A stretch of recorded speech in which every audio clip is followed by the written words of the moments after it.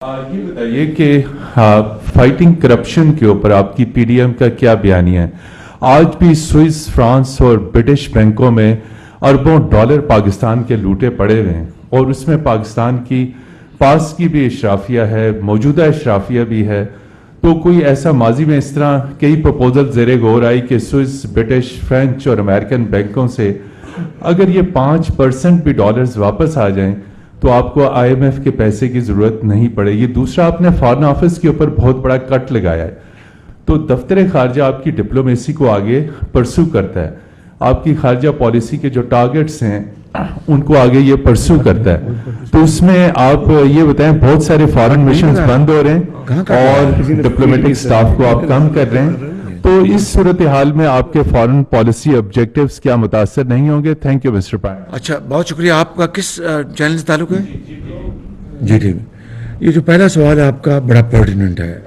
ویسے تو سارے یہ جو آپ نے بتایا کہ سوئس بینک میں اور دوسرے بینکوں میں اسی طرح کی بات ماضی میں ایک شخص کیا کرتا تھا اور دن رات کہا کرتا تھا، اور کہ جناب 300 ارب ڈالر باہر پاکستان کی جمع ہیں اور میں ان کو 90 دن میں لے کے آؤں گا، اور یہ چور اور ڈاکو میں یہ کا محاسبہ کروں گا. کاش یہ سوال آپ 3.5-4 سال میں ان سے کرتے. البتہ یہ ضرور ہے، دیکھیں، البتہ یہ ضرور ہے کہ یہ نظام ہے قدرت کا. وہ انگریزی میں کہتے ہیں کہ what goes around comes around. اب وہ جو ووٹن کرکٹ کلب میں ایک رفاہی ادارے کے لیے پیسہ جمع کیا گیا تھا، وہ انہوں نے اپنی جیبوں میں ڈال لیا. دیکھیے کہ جو شخص یہ باتیں دن رات کرتا تھا ایک ناخدا بن کے کہ میں 300 ارب ڈالر لے کے آؤں گا اور 90 دن میں لے کے آؤں گا، کرپشن ختم کر دوں گا، وہ خود رنگے ہاتھوں پکڑا گیا.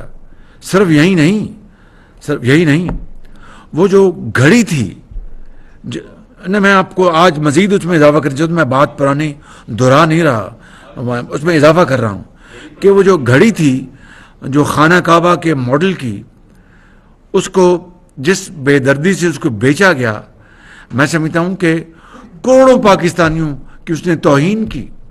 خالی اس حوالے سے نہیں کہ ایک انتہائی برادر ملک کے سربراہ نے وہ گھڑی بڑے شوق سے دی تھی، وہ اس وزیر اعظم کو نہیں دی تھی، وہ پاکستان کے 22 کروڑ عوام کی تعظیم عزت کی خاطر دی گئی تھی. اس کے اوپر کوئی حق نہیں تھا. اگر وہ خانہ کعبہ کا ماڈل نہ بھی ہوتا تب بھی اس کے اوپر کوئی حق نہیں تھا کہ وہ بازار میں بیچ دے سر عام اور پھر قوم کو دھوکہ دے.